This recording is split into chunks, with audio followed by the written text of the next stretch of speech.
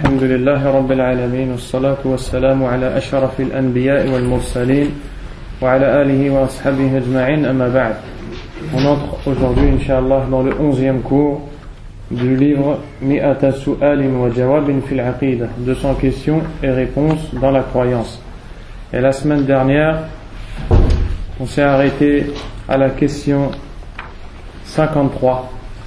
Et en ce moment, on est en train d'étudier des questions au sujet d'Allah subhanahu wa ta'ala, parce qu'on est en train de voir les piliers de la foi et l'explication des 6 piliers de la foi en détail après les avoir vus globalement. Quand on est entré dans le premier pilier de la foi, qui est la foi en Allah subhanahu wa ta'ala, on a détaillé ce qu'est la foi en Allah et on a expliqué que parmi la foi en Allah azza wa jal, al-iman bi asma'ihi wa sifatihi subhanahu wa ta'ala, la foi en ses noms et attributs tabaraka wa ta'ala. Pour que le musulman ait une foi correcte en Allah azza wa jal, il se doit d'avoir une foi correcte en ses noms et attributs. Et Allah subhanahu wa ta'ala ta'arrafa ila ibadihi bi dhikri asma'ihi wa sifatihi hatta ya'buduhu ala ilm. Il s'est présenté à ses serviteurs en leur expliquant ou en leur citant ses noms et ses attributs pour qu'ils l'adorent avec connaissance. Le but pour lequel tu dois connaître les noms et les attributs d'Allah subhanahu wa ta'ala, c'est pour connaître qui est ton Seigneur. Parce que quand tu connais qui est ton Seigneur, tu vas prendre goût à l'ibada, tu vas prendre goût à l'adoration. Nous aussi, quand on est en train de lire ça, ce n'est pas juste pour avoir la théorie et savoir que les choses se divisent en 3 ou en 4, quel est le jugement de telle chose, quel est le jugement de telle chose. Là, ce qu'on apprend ici, c'est pour que ça ait un effet. C'est pour que ça ait un effet dans la vie de la personne. Et la chose qui fait le plus d'effet dans la vie de la personne musulmane, c'est qu'elle connaisse les noms et les attributs d'Allah subhanahu wa ta'ala. Pourquoi ? Parce que plus tu connais Allah, plus tu as envie de lui obéir.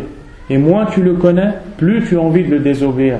C'est pour ça que beaucoup de gens désobéissent à Allah subhanahu wa ta'ala et certains même n'arrivent pas à revenir à Allah azza wa jal. C'est pour ça qu'un cœur qui est vide de la connaissance d'Allah azza wa jal, c'est un cœur qui n'a rien. Quelqu'un qui vit sans connaître Allah subhanahu wa ta'ala, c'est quelqu'un qui a une vie inutile.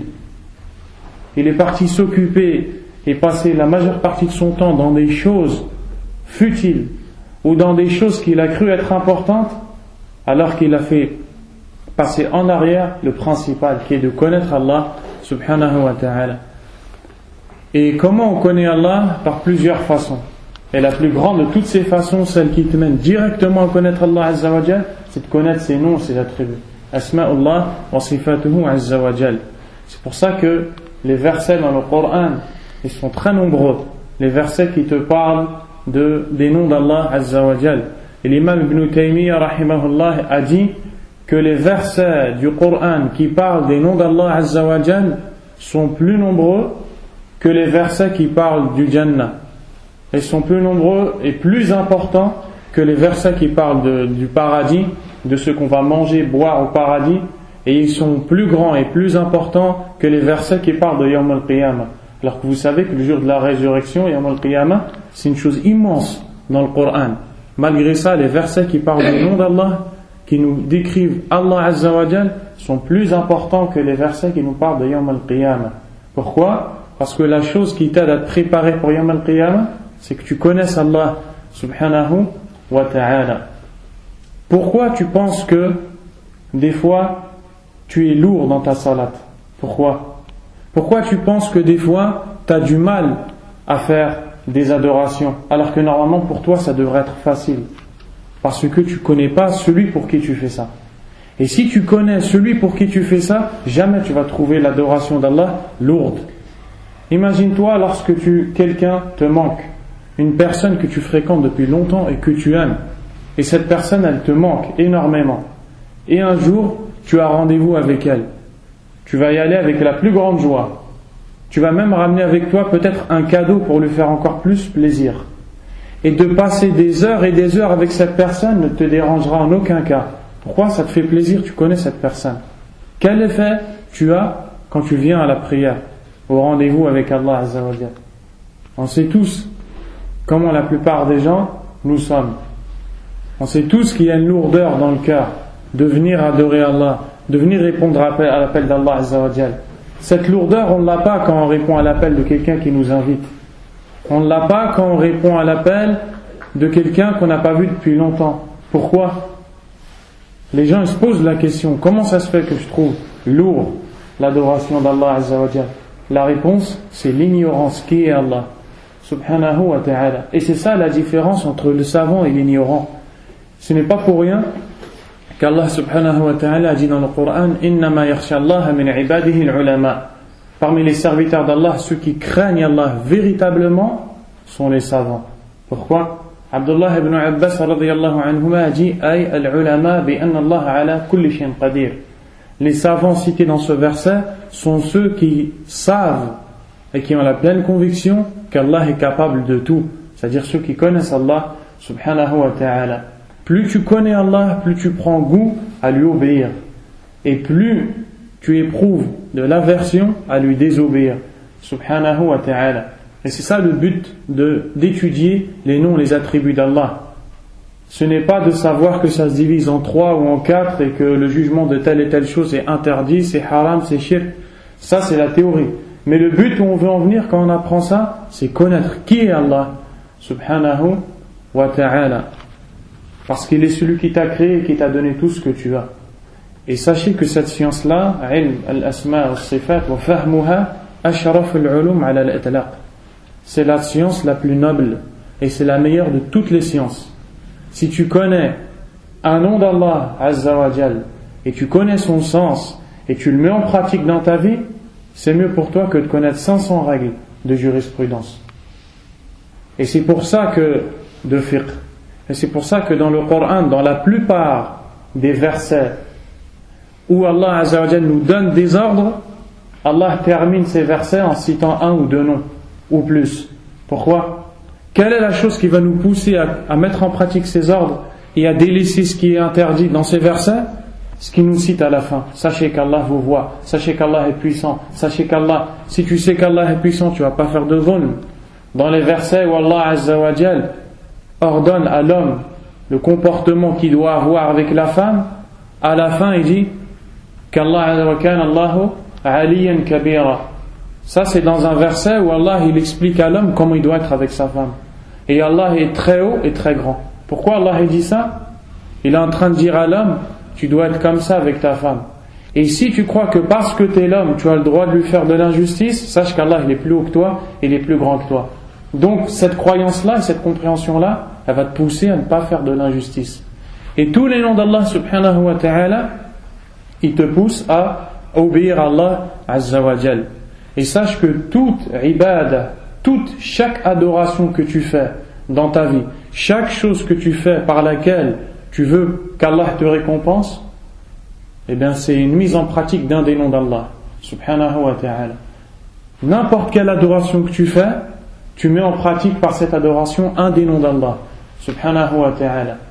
Si par exemple tu as de la pitié pour quelqu'un parce qu'il est pauvre, parce qu'il est malade et parce que personne l'aide, c'est parce qu'Allah il est rahim et il a mis de la rahma dans le cœur des gens, la miséricorde. Si par exemple lorsque tu vois après la salat, tu vois les gens qui sont en train de faire le tasbih, subhanallah, subhanallah, subhanallah, c'est parce que tu sais que parmi les noms d'Allah, As-Sami' al-Basir. Tu sais que parmi les noms d'Allah, il y a As-Sami' qui est celui qui entend tout, Al-Basir qui est celui qui voit tout. Donc comme tu as cette croyance, qu'est-ce qu'elle a eu cette croyance comme fruit ? Tu as fait du rappel. Quand tu as fait tawbah, tu as fait un péché, ensuite tu t'en es repenti. Pourquoi tu t'es repenti de ce péché ? Parce que tu as eu pour croyance que parmi les noms d'Allah, At-Tawwab, qui veut dire celui qui accueille le repentir. Il n'y a pas une ibada que tu fais sans qu'elle soit le résultat d'un des noms d'Allah. Donc là tu vois que tu ne peux pas te passer de cette connaissance. C'est pour ça que dans les adhkar al-sabah wal-masa, mali'a bi dhikri asma'illah azza wa jal. Les noms, les invocations qu'on fait le matin et le soir, après la salat, avant de dormir, quand on se réveille, quand on sort, quand on rentre, quand on fait du commerce, etc. Ces invocations, elles sont remplies des noms d'Allah subhanahu wa ta'ala. Pourquoi? Parce que c'est la connaissance d'Allah qui te fait aller vers Allah. Quand tu entends ça, tu comprends combien cette science est importante et à quel point tu ne peux pas ou tu ne peux t'en passer. C'est pour ça que l'imam Ibn al-Qayyim rahimahullah a dit كيف ينقضي الزمان وينفذ العمر والقلب محجوب من هذا ما شم لهذا رائحة عليكم السلام. Il a dit comment le temps peut-il s'écouler et comment les jours ou les années peuvent-elles passer dans une personne qui a un cœur voilé de la connaissance à Allah subhanahu wa ta'ala. ما شم لهذا رائحة. Il n'a jamais senti l'odeur de cette connaissance d'Allah. Ensuite il dit خرج من الدنيا كما دخل فيها. Il est sorti de ce bas monde comme quand il en est entré, ignorant, il ne sait pas c'est qui Allah subhanahu wa ta'ala. Wal'iyadhu billah. Et dans une autre parole il dit صاحب, il dit هذا الشأن معرفة اسم الله عز وجل, la connaissance des noms d'Allah, il dit شأنه عجب وفتحه عجب. Il dit que celui qui a la connaissance d'Allah Azza wa Jal, il a une chose étonnante. Il dit قد سقيت إليه السعادة وهو مستلق على فراشه غير تعب ولا مكدود ولا مشتت عن وطنه ولا مشرد عن سكنه. Il dit que celui qui a la connaissance d'Allah subhanahu wa ta'ala, il a reçu la joie dans son lit. Pendant qu'il est allongé dans son lit, il est heureux. Il n'a pas besoin de se fatiguer. Pourquoi il dit ça? Parce que la plupart des gens, qu'est-ce qu'ils recherchent dans ce bas monde, si ce n'est la joie?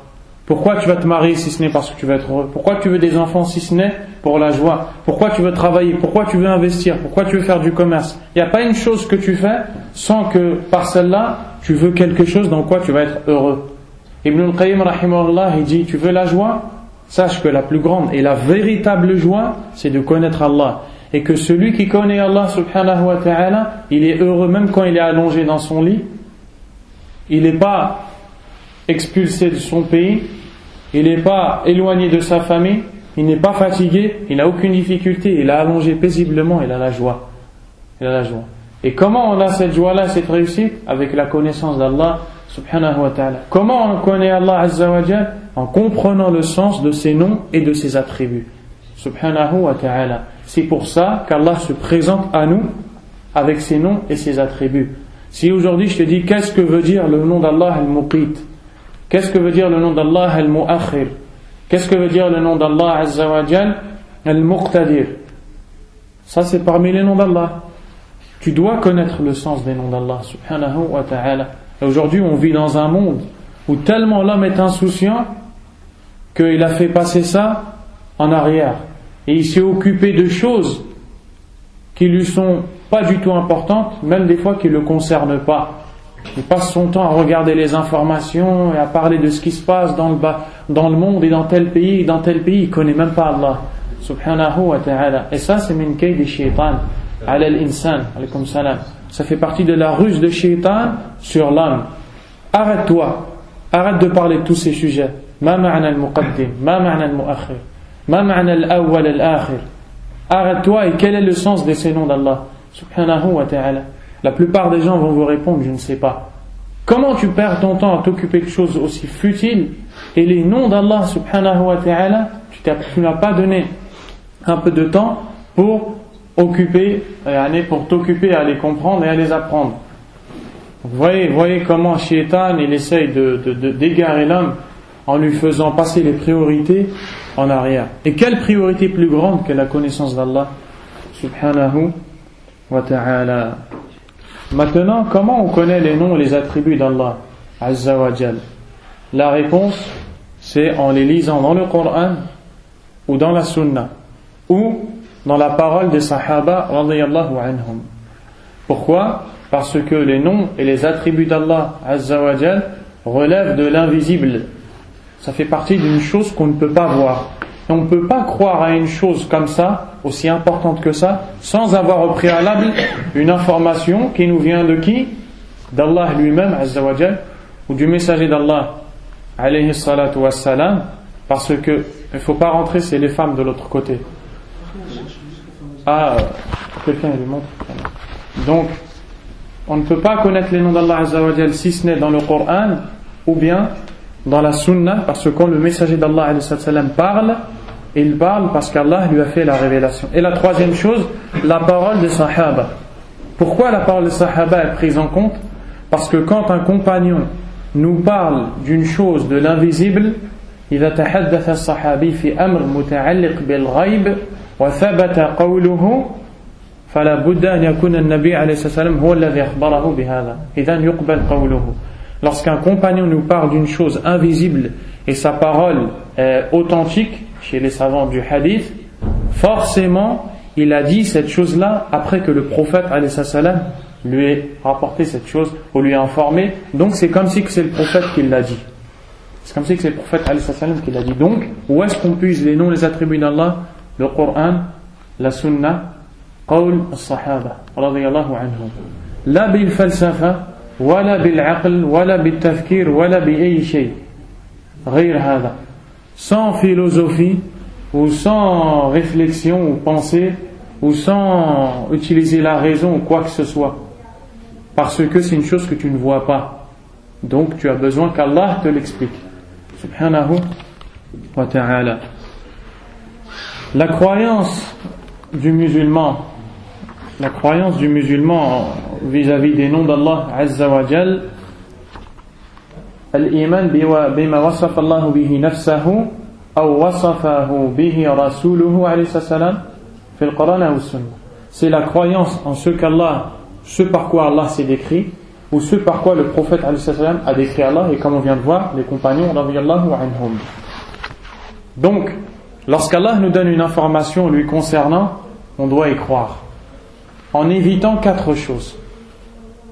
On doit croire aux noms et aux attributs d'Allah Azza wa Jal, nu'minu bi asma'illah wa sifatihi wa nuthbituha wa natajannabu arba'ata umur. Et on délaisse 4 choses. لأن هذه الأمور الأربعة كلها ضلال. Car ces 4 choses sont un égarement.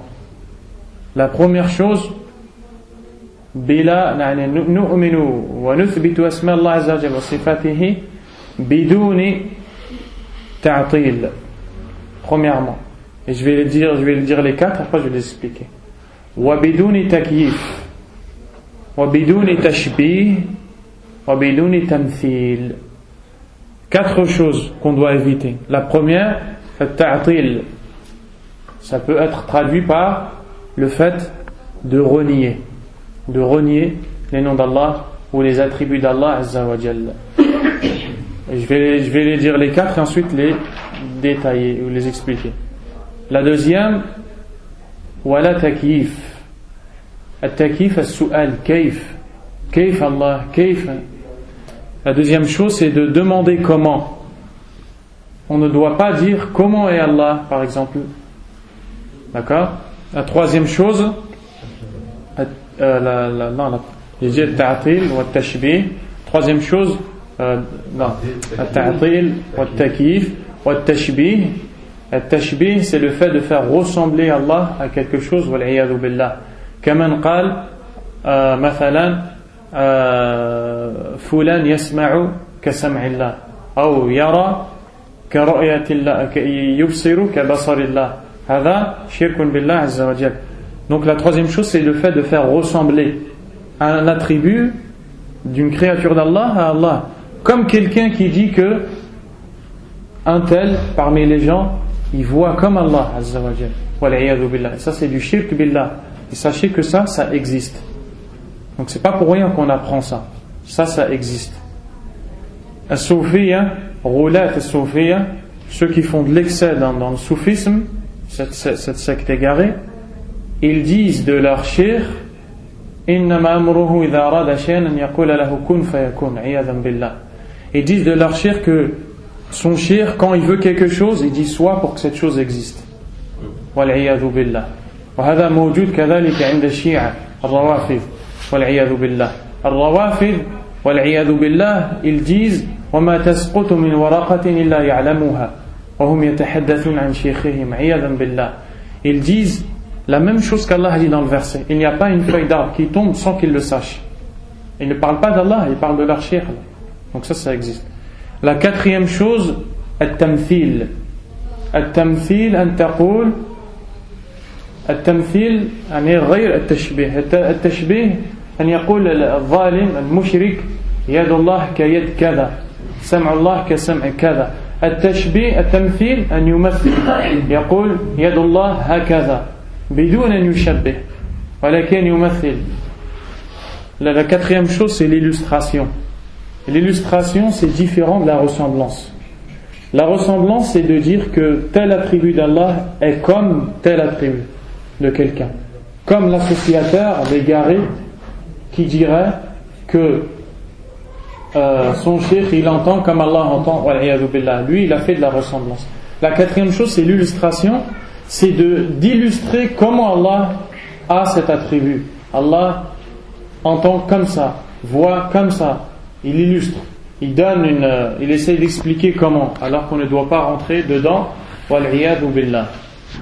Et celui qui croit au nom et aux attributs d'Allah Azza wa Jal et qui délaisse ces quatre choses, imanuhu billah Azza wa Jal sahih, sa foi au nom et attributs d'Allah subhanahu wa ta'ala est correcte. Elle est correcte. Allah Azza wa Jal amarana bi ithbat asma'ihi wa sifatihi biduni tashbih. فقال ليس كمثله شيء ومع ذلك وهو السميع البصير يسمع ويرى ولكن لا يسمع ولا يرى كما يسمع أو يرى خلقه أبدا. Allah Azza wa Jal nous a dit dans ce verset, et ce verset là c'est une base قاعدة هذه الآية في باب الأسماء والصفات. C'est une قاعدة dans le sujet des noms et attributs d'Allah. Le verset de Surat Ash-Shura, la consultation, Allah dit ليس كمثله شيء, rien ne lui est pareil ou rien ne lui est semblable. وهو السميع البصير, et c'est lui celui qui entend tout et qui voit tout. Donc ici Allah Azza wa Jal nous a demandé ou ordonné et rendu obligatoire de croire qu'il entend et qu'il voit. Et en même temps, le fait que l'on croit qu'il entend et qu'il voit ne doit pas nous faire croire qu'il entend et qu'il voit comme les autres entendent et voient. C'est pour ça qu'il a dit rien ne lui est semblable. Il a commencé par nous purifier ça de la tête. Rien ne lui est semblable. Rien ne ressemble à Allah Azza wa Jal. Et en même temps, on doit croire qu'il entend et qu'il voit. Et ça, c'est la qaïda qu'on doit avoir dans tous les noms d'Allah, dans tous les attributs d'Allah subhanahu wa ta'ala. فأنت رحيم إن شاء الله بالمؤمنين. النبي عليه الصلاة والسلام قال الله فيه وكان بالمؤمنين رحيما. Toi, Inch'Allah, tu es miséricordieux. Tu as un peu de miséricorde dans le cœur. Le prophète, alayhi salam, Allah dit à son sujet, il était pour les croyants miséricordieux. Qu'est-ce que tu dois avoir comme croyance? Sa miséricorde, elle n'a rien à voir avec la miséricorde d'Allah subhanahu wa ta'ala. Nuthbitu anna Allah rahim wa anna ghayrahu la yarham ka rahmatihi abadan. On croit qu'Allah est miséricordieux et que autre qu'Allah n'a pas la même miséricorde qu'Allah subhanahu wa ta'ala. Wa la nu'attil, et on ne nie pas kaman qal Allah laysa lahu kadha ليس له كذا ليس له يد ليس لا يرى لا يسمع لا يرحم والعياذ بالله. Et on n'annule pas les noms, les attributs d'Allah Azza wa Jal en disant que Allah n'entend pas, Allah ne voit pas, on ne peut pas dire ça parce qu'Allah lui-même a dit ça dans le Coran. Donc nous, ce qui nous est demandé, c'est de croire à toutes les informations qu'Allah Azza wa Jal nous a données sans dépasser les limites. Comment est-ce qu'on dépasse les limites? Quand on commence à dire Allah est comme ça, Allah est comme ça, Allah est comme ça. Et ça c'est interdit par Allah Azza wa Jalla. Le prophète alayhi salam m'a dit Lan yabraha an-nas yatasa'alun la yazal an-nas yatasa'alun hatta yaqulu hadha Allah khaliqu kulli shay faman khalaqa Allah. Wa hadha as-su'al kufrun billah wal 'iyadhu billah. Le prophète alayhi salam a dit, un hadith qui est rapporté par le Bukhari, les gens ne cessent de s'interroger, de se poser des questions jusqu'à ce qu'ils arrivent à dire bon voilà Allah qui a créé toutes choses. Mais qui donc a créé Allah? Et en disant cette question, il est tombé dans le shirk, parce qu'Allah khaliq subhanahu wa ta'ala.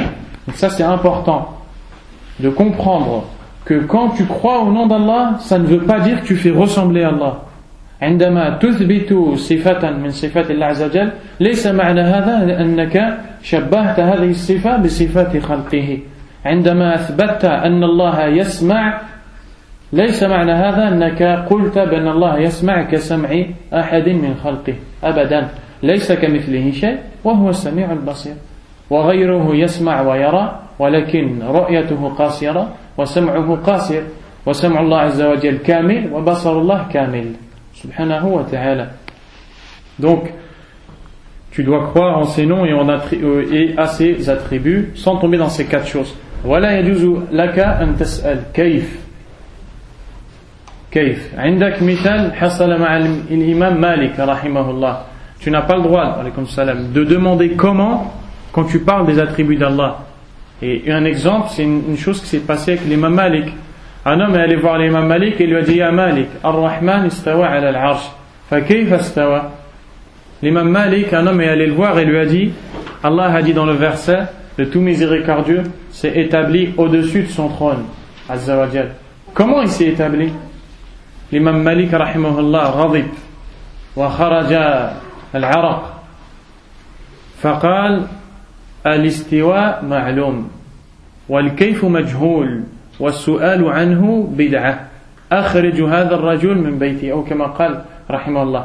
Il a dit, on sait ce que ça veut dire l'istiwa, de s'établir. لأن الاستواء معناه الارتفاع والاستقرار والعلو والصعود. فالإمام مالك رحمه الله il a dit, nous on sait ce que ça veut dire. المعنى نعرف الكيف لا نعرفه. On connaît le sens mais on ignore le comment.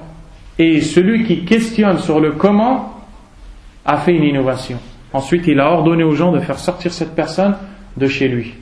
Après qu'il ait pris la colère et que son visage, il a rougi. Donc, tu comprends que quand on te parle d'Allah, tu comprends qu'il y a un sens. Ce sens, tu le connais. Quand on t'explique qu'Allah Azza wa Jal voit, tu sais ce que ça veut dire voir. Quand Allah Azza wa Jal dit Kullu man alayha fan wa yabqa wajhu rabbika dhul jalali wal ikram, tout ce qui est sur la terre va périr, seul restera le visage de ton Seigneur plein de majesté. Tu sais ce que c'est un visage, mais tu ne sais pas comment. Et toi, tu as pour croyance que tout ce qui vient d'Allah comme information, tu as l'obligation d'y croire, mais tu ignores le comment. فأنت تعرف المعنى وتجهل الكيف. وأصلا لا تحتاج إلى أن تعرف الكيف. تحتاج إلى أن تعرف المعنى. Tu n'as pas besoin de connaître le comment, tu as besoin de connaître le sens dans les noms et les attributs d'Allah subhanahu wa ta'ala. Donc ça, c'était important à savoir. Tu dois croire au nom d'Allah Azza wa Jal en évitant 4 choses. At-ta'atil, un tanfi. La, Allah la yarham, la yakhluq, la yarzuq, matalan, wal-'iyadhu billah. Le fait de nier. Tu n'as pas le droit de faire ça. La deuxième chose, at-takyif, as-su'al kayf. La yajuz. Tu n'as pas le droit de demander comment. La troisième chose, at-tashbih. Shabih Allah bi khalqihi wal-'iyadhu billah. Yasma' ka sam'i ahad wal-'iyadhu billah. Wa hadha shirk. La troisième chose, c'est le fait de ressembler un attribut avec les attributs d'Allah. La quatrième chose, at-tamthil. La quatrième chose, at-tamthil, l'illustration. Que tu dises que tel attribut d'Allah est comme telle et telle chose. Wal-'iyadhu billah. Ou l'interprétation. Wal-'iyadhu billah. Hein? Ça rentre dedans. Ça rentre dedans.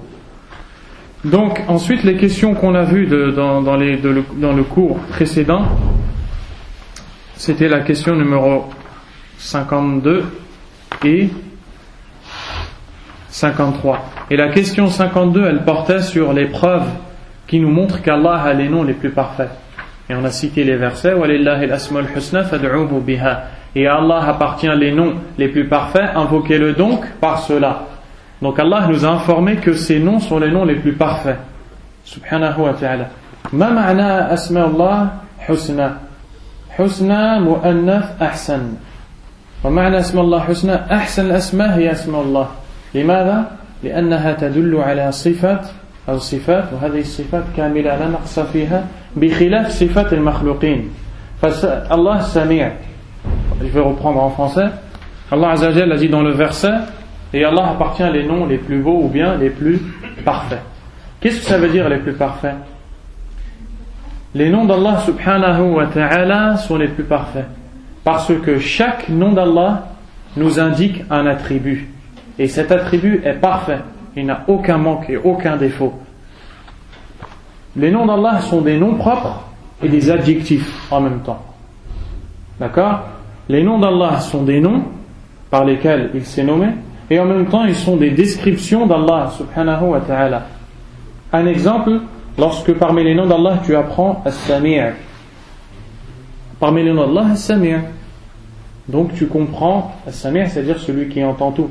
tu comprends qu'Allah il a une sifa qui est as-sam', qui est l'entente, ou bien l'ouïe. Il entend tout, subhanahu wa ta'ala. Qu'est-ce que ça veut dire les noms d'Allah sont les noms les plus parfaits dans Sami' par exemple? Sam'ullah kamil la naqsa fiha. Ahsan as-sam' sam'ullah azza wa jalla. Wa sam' al-makhluqin dha'if wa naqis. Wa ila al-halak wa ila al-adam. Hada ma'na asma Allah husna. Le sens que les noms d'Allah azza wa jalla sont les plus parfaits, par exemple avec le nom Sami'. As-Sami' c'est un des noms d'Allah qui nous dit qu'Allah azza wa jalla a l'attribut de sam', al-oui, il entend. D'accord? Il entend. Allah, il entend tout. Et il n'y a aucun son qui l'échappe à Allah. Contrairement à nous. Nous, quand on entend déjà, on entend mal. Si tu as une certaine distance, on t'entend plus. Peut-être que la personne a une déficience dans son ouïe. Elle est malade, elle entend mal. Peut-être qu'elle est sourde. Peut-être qu'elle va devenir sourde. Et même si elle entend bien, elle va mourir, elle n'entendra plus. Donc c'est ça qu'on veut dire par les noms d'Allah sont les noms les plus parfaits. Chaque attribut qu'il y a dans les noms d'Allah sont parfaits. Tu peux appeler quelqu'un Karim. Quelqu'un il s'appelle Karim. Et parmi les noms d'Allah, Al-Karim. فما معنى إذن أسماء الله أحسن الأسماء؟ اسم الله عز وجل الكريم يدل على أن الله يكرم عباده إكراما كاملا لا نقص فيه بخلاف المخلوق قد يكون كريما ولكن كرمه فيه نقص وقد يسمى كريما وهو بخيل وقد يسمى عزيزا وهو ذليل وقد يسمى شجاعا وهو جبان وهكذا قد يسمى متوكل وهو لا يتوكل على الله قد يسمى عبد الله ولا يصلي أسماء الله فيها صفات هذه الصفات كاملة. Les noms d'Allah sont des noms en même temps qu'ils sont des noms propres, ils sont des descriptifs, des adjectifs. Chaque nom d'Allah, dedans il y a une description qu'Allah a de la façon la plus parfaite sans manque. Quelqu'un peut s'appeler Karim, qui veut dire généreux, et pourtant être avare.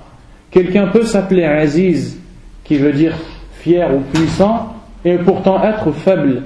Quelqu'un peut s'appeler Qadir, wa huwa ajiz.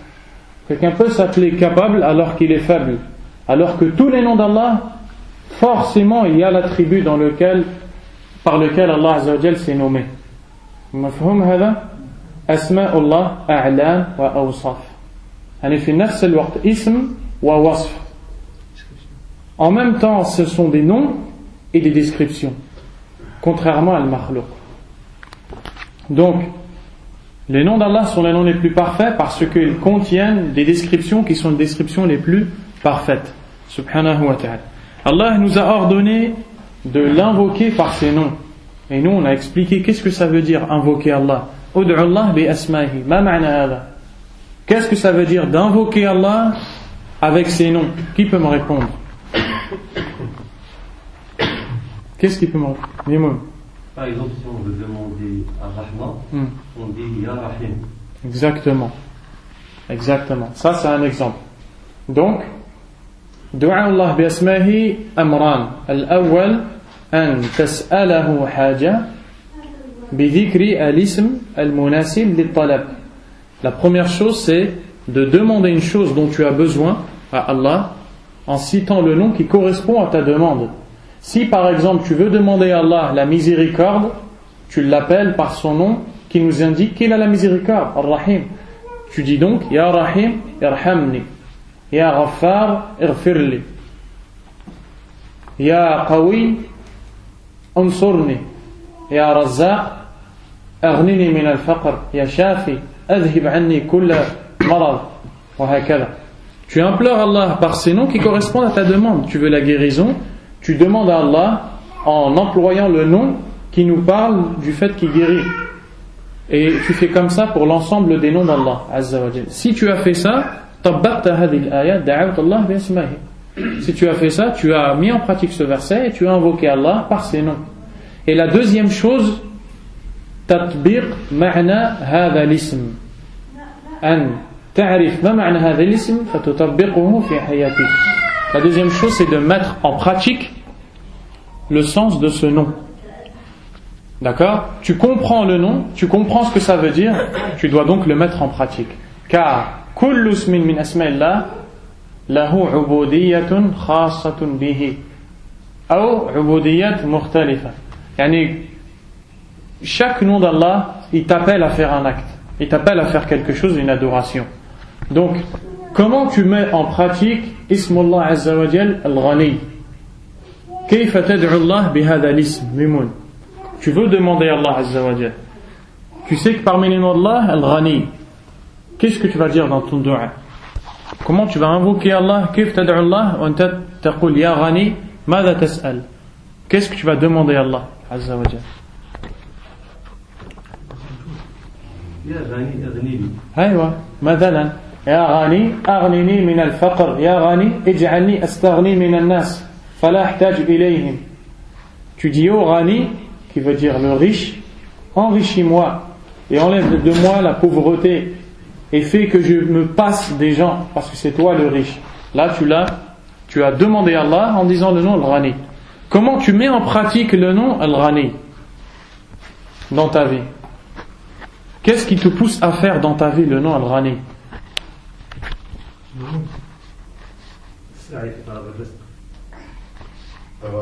نعم التواضع لله عز وجل والتوكل عليه كل هذا صحيح كل هذا صحيح. نحن قلنا كل اسم له عبودية أو عبوديات كثيرة وهذا له عبودية. نعم faire des aumônes. Donc quand tu comprends qu'Allah c'est Ghani, comment tu vas mettre en pratique ça? التواضع أمام غناء الله عز وجل. أن تشعر أن ما عندك من المال إنما محض نعمة الله عليك فلا تتكبر على الآخرين أنك تدري أن الغني يمكن أن ينزع منك هذه الأموال. Donc la première chose, tu as de la modestie envers Allah et tu te sens pauvre devant Allah puisque c'est lui le riche. La richesse que tu as, c'est lui qui te l'a donnée. Donc tu ne pourras pas t'enorgueillir. Deuxièmement, tu vas donner des sadaqas. En donnant des aumônes, tu mets en pratique le nom d'Allah Al-Ghani. Parce que tu as compris que la richesse, elle vient de lui, elle vient pas de toi. Donc en donnant, tu vas pas devenir pauvre. Parce que c'est le Ghani qui t'enrichit. C'est pas toi qui t'enrichis tout seul. Tu as dit quoi, Chérif? Le fait de faire les asbab pour aller chercher al-halal, la subsistance halal. Pourquoi? Parce que tu sais que quand tu vas aller chercher le rizq al-halal, al-ghani, c'est barik fi rizqik. Celui qui est riche, il va te mettre la baraka dans le rizq. Et c'est comme ça pour l'ensemble des noms. فكيف تطبق معنى اسم الله عز وجل الحق. Parmi les noms d'Allah, al-haq. Comment tu invoques Allah en disant ce nom-là? كيف تدعو الله بذكر هذا الاسم. Comment tu invoques Allah? Al-haq, c'est-à-dire la vérité. Est-ce que quelqu'un a la réponse? Rapidement. Mimoun.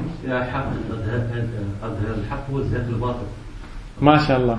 Exactement. Par exemple, tu dis à Allah, c'est toi la vérité, fais que la vérité triomphe et fais que la vérité secours la vérité et les gens qui disent la vraie parole et fais que le faux disparaisse. Parce que c'est toi le haq. Donc c'est à toi que je demande de faire que la vérité a le triomphe et que le faux disparaisse. Un autre exemple.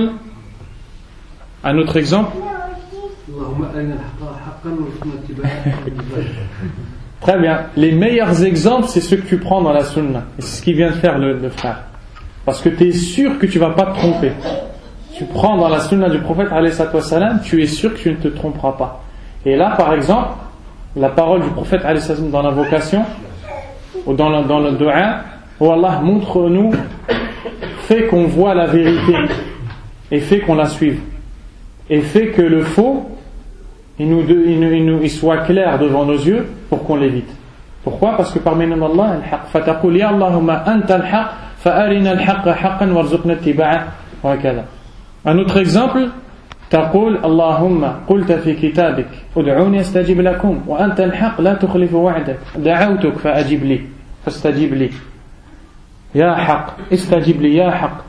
Tu dis oh Allah, c'est toi le haq. Dans le Coran tu m'as dit demande-moi et je t'exauce. J'ai été demandé comme tu m'as ordonné. Tu es le haq, tu es la vérité, tu ne trahis pas ta promesse, donne-moi ce que tu m'as promis. D'accord? كيف تطبق في حياتك معنى هذا الاسم Malek, comment tu mets en pratique le nom d'Allah al-Haq dans ta vie? Tu sais qu'Allah Azza wa Jal c'est le Haq, donc la vérité, ça veut dire. Par exemple, tu vas pas mentir. La takdhib, limadha? لأن الله هو الحق. فإذا قمت بتجارة لا تغش الناس. لماذا؟ لأن الله هو الحق. لا يحب الكذب. والغش نوع منه. Donc, tu vas être honnête. Tu vas dire la vérité. Quand tu vas faire du commerce, tu ne vas pas cacher les défauts de ta marchandise. Et tu ne vas pas mentir, tu ne vas pas tricher. Pourquoi? Parce que tu as pour croyance qu'Allah, parmi ses noms, Al-Haq. Donc, ce nom-là, il a eu un impact sur une situation dans ta vie qui est la relation avec les gens. Tu vas tout le temps être véridique. Et c'est comme ça pour l'ensemble des noms d'Allah. Donne-moi n'importe quel nom d'Allah. Donnez-moi un nom d'Allah. Salam. Hein? Parmi les noms d'Allah Azza wa Jal, Al-Malik. Al-Malik, alladhi lahu, كما قال عز وجل فسبحان الذي بيده ملكوت كل شيء وإليه ترجعون. Parmi les noms d'Allah Azza wa Jal, Al-Malik. Al-Malik, c'est celui qui a la possession de toutes choses. Subhanahu wa ta'ala. كيف تدعو الله بهذا الاسم؟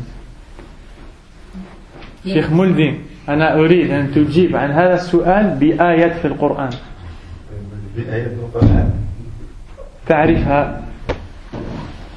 Donc, moi, j'ai posé la question, comment tu invoques Allah Azza wa Jal en disant ce nom-là, Al-Malik? Ça, c'est Malik. Hein? Al-Malik, هو الذي يملك كل شيء ولكن الملك هو الرب. في فرق بين المالك والملك ولكن نحن الآن نتحدث عن الملك.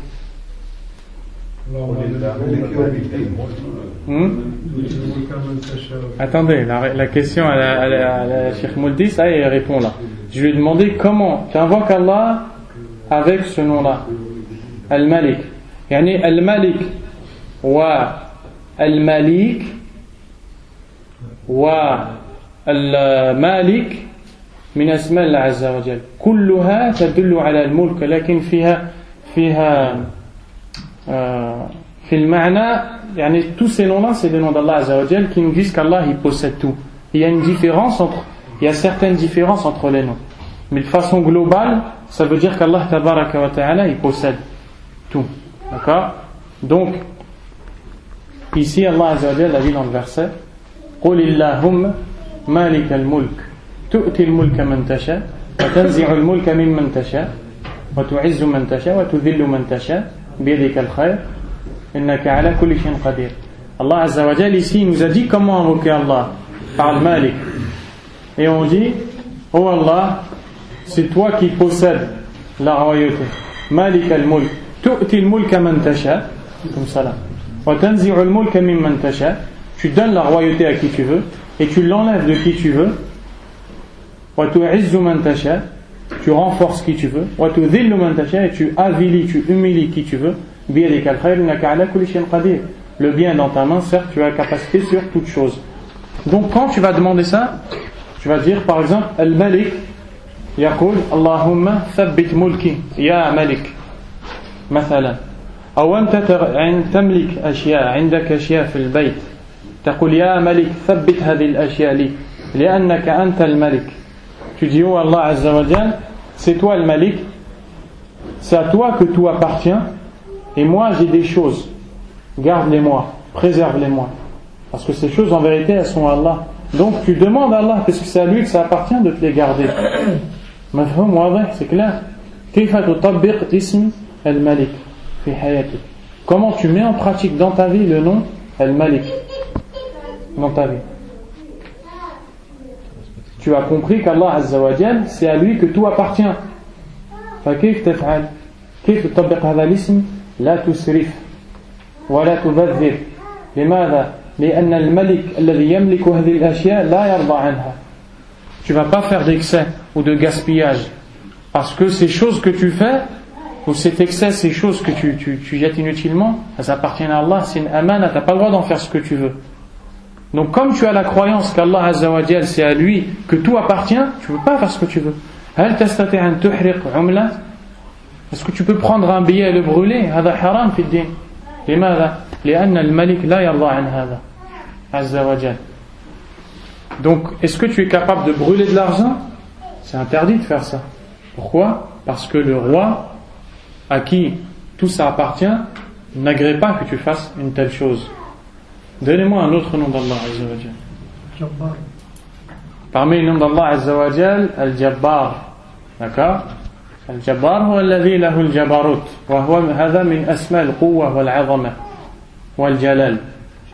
Le nom Al-Jabbar, c'est un des noms qui nous montre qu'Allah subhanahu wa ta'ala a la force au-dessus de toutes ses créatures, subhanahu wa ta'ala, et la puissance. Donc quand tu connais ce nom-là et que tu comprends ce qu'il veut dire, كيف تدعو الله بهذا الاسم? Comment tu invoques Allah par ce nom? Qui peut me répondre? يا جبار احفظني مثلا يا جبار احفظني من هذا العدو الظالم. D'accord? يا جبار ظلمني وأنت الجبار لا إله إلا أنت انصرني عجل لي بالنصر. Tu vas invoquer Allah en disant oh Allah c'est toi le Jabbar et cette personne m'a fait de l'injustice, cet ennemi m'a fait de l'injustice, il veut me tuer et c'est toi le Jabbar, secours-moi et protège-moi de son mal. كيف تطبق اسم الجبار في حياتك? Comment tu mets en pratique le nom Al-Jabbar dans ta vie? Non? Hein? Non. Tu ne fais pas d'injustice aux gens. Pourquoi? هناك جبار أعظم منك فإذا ظلمته عذبك الجبار سبحانه وتعالى فلا تغش الناس ولا تظلمهم ولا تسرقهم ولا تضربهم وهكذا. Donc tu ne fais pas d'injustice parce que tu as pour croyance qu'Allah est le Jabbar. Et comme Allah est le Jabbar, c'est inutile pour toi de faire de l'injustice aux gens parce que le Jabbar se vengera sur toi. Subhanahu wa ta'ala. Et c'est comme ça qu'on fait avec tous les noms d'Allah. Tabaraka wa ta'ala. Et on termine avec un dernier nom. L'afou. Hein? Al-Afou. Al-Afou, c'est un des noms d'Allah. Subhanahu wa ta'ala. Wa huwa alladhi ya'fu an ibadihi wa an zallatihim. Fala ya'khudhuhum wa la yu'adhibuhum. Bal ya'fu anhum wa yasfah. Azza wa jal. Al-Afou, c'est celui qui efface et qui laisse passer les fautes de ses serviteurs. On a fait du dhulm, des péchés, des désobéissances, et Allah tabaraka wa ta'ala, il les a effacés. Ça, c'est le nom Al-Afou. Comment tu invoques Allah par ce nom-là? كيف تدعو الله بهذا الاسم؟ كما قال رسول الله صلى الله عليه وسلم اللهم إني أسألك العفو فاعف عنا. لا اللهم إنك عفو تحب العفو فاعف عنا. Donc la réponse, tu dis oh Allah, c'est toi l'afou, tu aimes le afou, tu aimes, c'est toi qui efface les fautes, tu aimes effacer les fautes, efface donc mes fautes. كيف تطبق هذا الاسم في حياتك? Comment tu mets en pratique ce nom dans ta vie? Quel effet aura ce nom dans ta vie? Si quelqu'un te fait une injustice ou une erreur dans son comportement avec toi, tu vas lui effacer. D'accord? Allah Azza wa Jalla a dit dans le Coran فَلْيَعْفُوا وَلْيَصْفَحُوا أَلَا تُحِبُّونَ أَنْ يَغْفِرَ اللَّهُ لَكُمْ, qu'ils effacent les péchés et qu'ils pardonnent. N'aimeriez-vous pas qu'Allah vous pardonne vos péchés? Ce verset il a été révélé sur Abu Bakr radiyallahu anhu. Avant il donnait de l'argent à son cousin qui s'appelle Mistah ibn Uthatha. Il lui donnait de l'argent. C'était un kuffar de Quraysh. Quand les munafiqoun, ils ont accusé Aïcha radiyallahu anha de faire de la zina, wal'iyadu billah, cet homme-là, Mistah ibn Uthatha, qui faisait partie de la famille d'Abu Bakr radiyallahu anhu, lui aussi il a parlé dans cette histoire. Et il a... Hein? C'est lui qui a dit le premier ça. Non, il fait partie. Minhum. Le premier qui a dit ça, c'est Ra's al-Munafiqin. C'est pas lui. Lui, huwa minhum. Al-Muhim, lui, il a parlé dans ça. Quand Abu Bakr radiyallahu anhu, il a entendu la personne de sa famille parler, il a dit Wallah, la unfiq alayhi. Il a dit jure par Allah, je lui donne plus, je l'aide plus, je lui donne plus d'argent. فأنزل الله عز وجل فليعفوا وليصفحوا ألا تحبون أن يغفر الله لكم قال بلى يا ربنا في معنى كلامه نحب أن تغفر لنا يعني أعاد عليه النفقة. Quand il a entendu ça, Allah dire pardonnez et excusez, n'aimerez-vous pas qu'Allah vous pardonne? Qu'est-ce qu'il a dit? Si Allah, j'aime que tu me pardonnes. Et là, il a continué à lui payer. Après qu'Allah il a accepté la tawbah de ces gens-là. Après qu'Allah a accepté le repentir de ces gens-là. Vous avez bien compris? Sachez une chose, c'est que tout ce qu'Allah aime, huwa athar min sifatihi subhanahu wa ta'ala. Allah azza wa jal yuhibbu dhuhura sifatihi fi ibadihi subhanahu wa ta'ala. Allah aime que ses attributs aient une répercussion sur ses serviteurs. ولهذا تجدون النصوص في هذا كثيرا. Vous trouvez beaucoup de textes dans ça. إن الله جميل يحب الجمال. لماذا يحب الجمال؟ لأنه جميل عز وجل. Certes, Allah est beau et il aime la beauté. Pourquoi? Parce que lui-même il est beau. إن الله وتر يحب الوتر. Allah est impair, il aime ce qui est impair. اللهم إنك عفو تحب العفو فاعف عني. Oh Allah, tu expies les péchés, tu aimes faire ça, fais-moi le don. Tout ce qu'Allah Azza wa Jal il aime parce que c'est une répercussion ou un résultat de ses attributs. فأنت تدرك الآن وتفهم أنك في أمس الحاجة إلى معرفة الله. أنت محتاج إلى معرفة الله عز وجل. Tu comprends le besoin que tu as de connaître Allah et que tu ne peux pas te passer de la connaissance d'Allah subhanahu wa ta'ala. Et c'est pour ça que les gens ils désobéissent à Allah, parce qu'ils ne connaissent pas Allah. Regardez ceux qui connaissent Allah et regardez ceux qui ne connaissent pas Allah et vous allez voir directement la différence. Mal farq baynahum ma'rifatullah wal jahl billah. Celui qui connaît Allah et celui qui est ignorant d'Allah tabaraka wa ta'ala. C'est le sens de la parole où Allah Azza wa Jal dit que les ignorants ne sont pas pareils aux savants. Et donc dans la question 53 qu'on avait fait la semaine dernière, on avait vu un exemple de certains des noms d'Allah qu'Allah a mentionné dans le Coran. Dans la question 54, c'est la question d'aujourd'hui, السؤال الرابع والخمسون ما مثال الأسماء الحسنى من السنة. Donc des exemples des noms d'Allah venus dans les hadiths du prophète alayhi salatu wassalam. الجواب مثل قوله صلى الله عليه وعلى آله وسلم لا إله إلا الله العظيم الحليم لا إله إلا الله رب العرش العظيم لا إله إلا الله رب السماوات ورب الأرض ورب العرش الكريم. Donc un des exemples des hadiths dans lesquels on voit des noms d'Allah Azza wa Jal, le hadith qui est rapporté par Al-Bukhari et Muslim, dans lequel le prophète sallallahu alayhi wa sallam a dit, et c'est l'invocation Du'a ul-Karb que vous trouvez dans Hisn Muslim, l'invocation de l'affliction ou de la tristesse. Quand tu es triste, qu'est-ce que tu dis? Tu invoques Allah avec ses noms.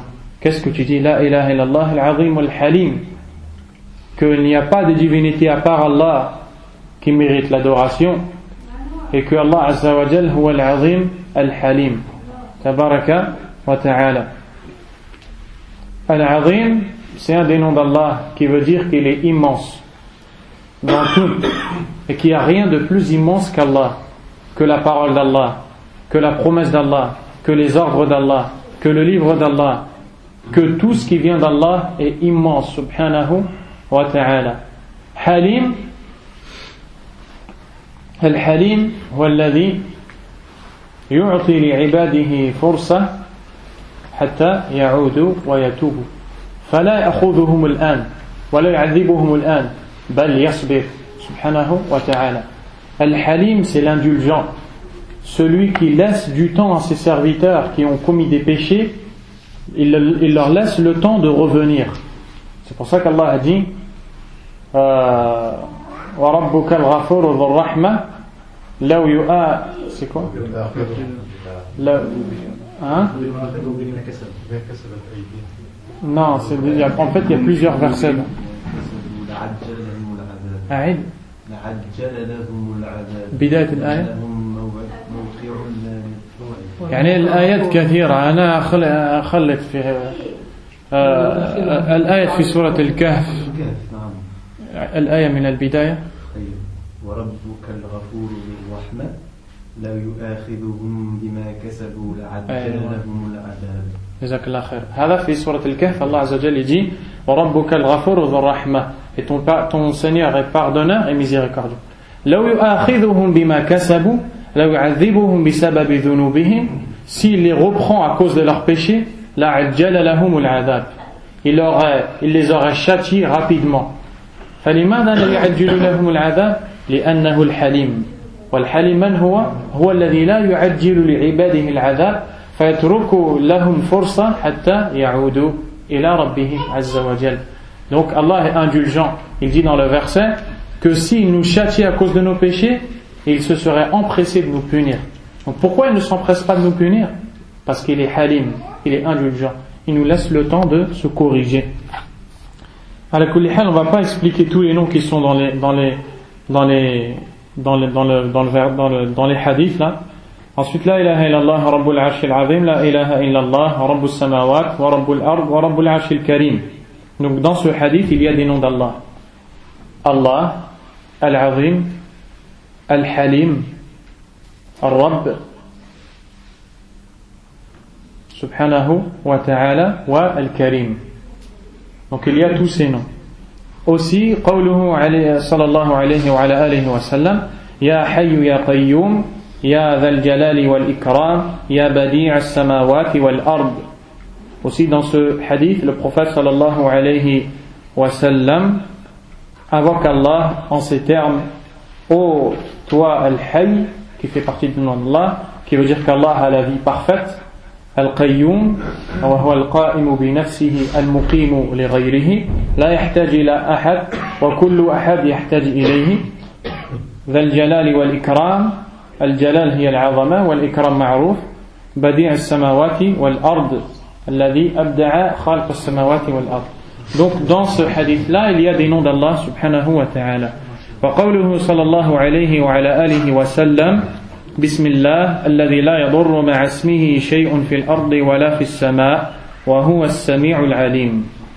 Dans ce verset aussi, dans ce hadith: وهذا من أذكار الصباح والمساء ومن قال هذا الذكر أو الدعاء 3 مرات عصمه الله عز وجل من كل سوء.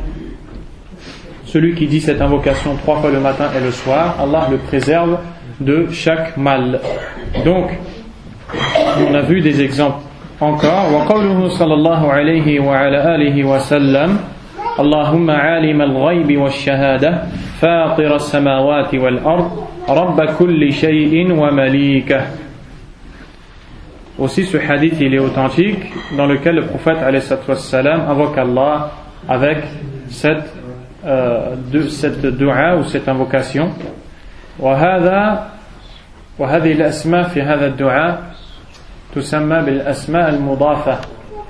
هناك أسماء مفردة: الله حي قيوم، وأسماء مضافة: فاطر السماوات والأرض وعالم الغيب والشهادة. فلا تقول من اسم الله عالم، تقول عالم الغيب والشهادة. على كل حال, tout ça fait partie des noms d'Allah subhanahu wa ta'ala. Il y a certains noms qui sont cités seuls et d'autres qui sont annexés. Les noms qui sont cités seuls, un exemple: Al-Khaliq, le créateur, Al-Razzaq, le pourvoyeur, et des noms qui sont annexés, c'est-à-dire des noms qui doivent être cités accompagnés de quelque chose, avec quelque chose, comme ici Alimul Ghaybi wa Shahada, celui qui connaît l'invisible et l'apparent. Ici on doit dire Alimul Ghaybi wa Shahada, on ne doit pas dire Alim. عالم من الاسماء المفردة، عالم الغيب والشهادة مضافة سبحانه وتعالى.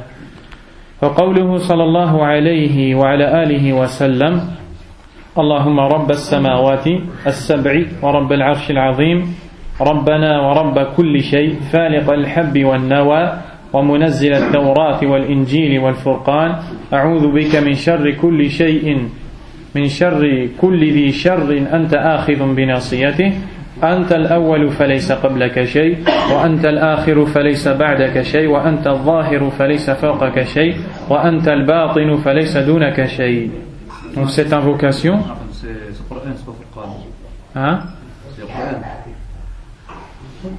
يعني في هناك رواية مع الفرقان ورواية أخرى مع القرآن. والقرآن والفرقان نفس الشيء. المقصود بالفرقان هو القرآن. Donc ce hadith là, le prophète alayhi salatu wa salam dit dans le hadith, ala kulli hal, c'est un hadith où il invoque Allah azza wa jal en lui disant qu'il est le Seigneur des 7 cieux et qu'il est le Seigneur de l'immense trône, le Seigneur de toutes choses, celui qui fait sortir la graine et le noyau de la terre, celui qui a fait descendre la Torah, l'Injil et le Coran, dans l'autre riwaya al-Furqan. Ensuite il demande à Allah de le protéger contre tout mal en disant des noms d'Allah azza wa jal. Donc dans ce hadith il y a beaucoup de noms d'Allah. وقوله صلى الله عليه وعلى آله وسلم اللهم لك الحمد أنت نور السماوات والأرض ومن فيهن ولك الحمد أنت قيوم السماوات والأرض ومن فيهن. Dans ce hadith, le prophète alayhi salatu wa salam faisait cette invocation عند قيامه في الليل عندما يقوم لله عز وجل يستفتح بهذا الدعاء.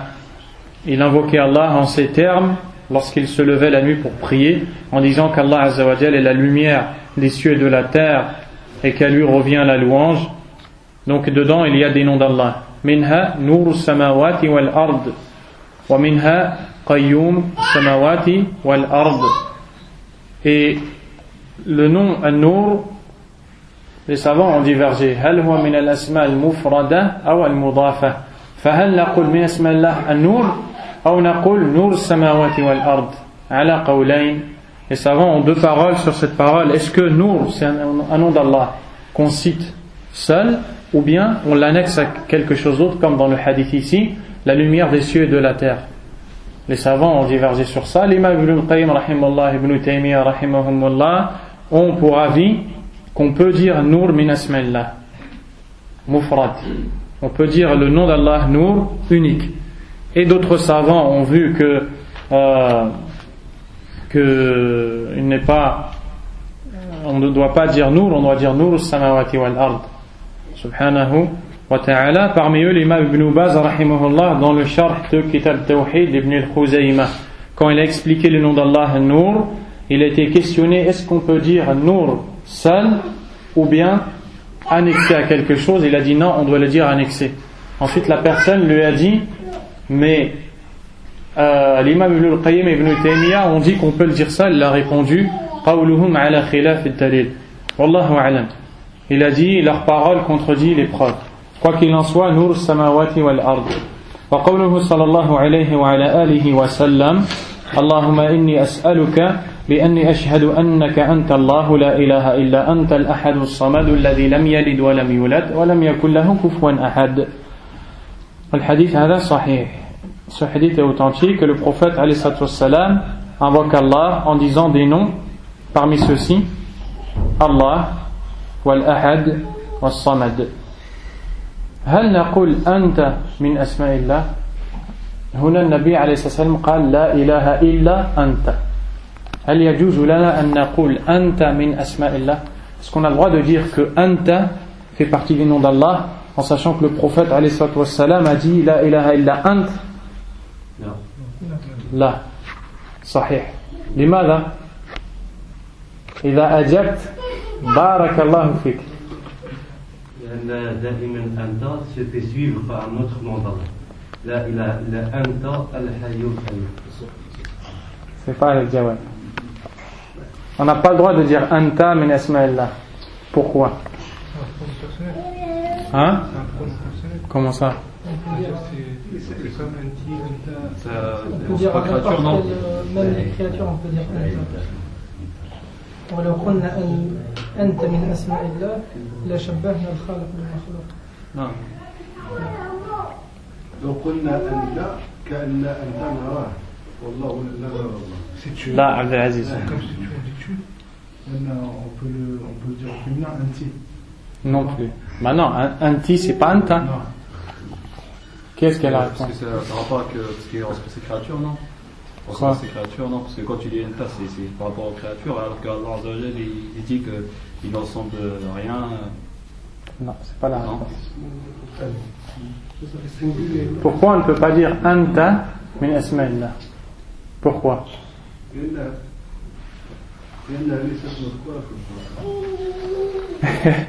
C'est pas ça la réponse, mais هذا مذكور في الحديث لا إله إلا أنت ولكن أنت ليس من اسم الله. لماذا?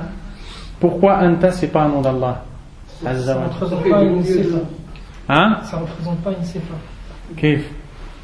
لأن أنت اسم وليس مقرون بصفة.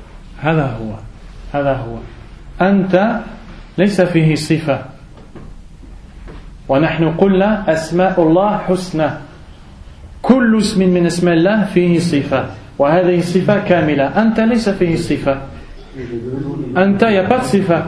عندما أقول كريم أفهم أنك عندك الكرم، عندما أقول أنت ما أفهم شيء. أنت كبير صغير كريم، أنت أعمى، يعني ما نفهم شيء. فلا نستطيع أن نصف الله بهذا الاسم أنت. مفهوم؟ أنت dedans il n'y a rien, ça veut dire toi. Et tous les noms d'Allah Azza wa Jal ont un adjectif, un attribut. D'accord? Anta, il n'y a pas d'attribut dedans. Toi, quand je dis toi, je ne comprends aucun attribut. Je ne comprends pas que tu es grand, que tu es petit, que tu es généreux, que tu es avare, que tu es rapide, que tu es bavard, que tu vois, que tu es aveugle. Je ne comprends rien. Et les noms d'Allah, forcément, on doit comprendre quelque chose.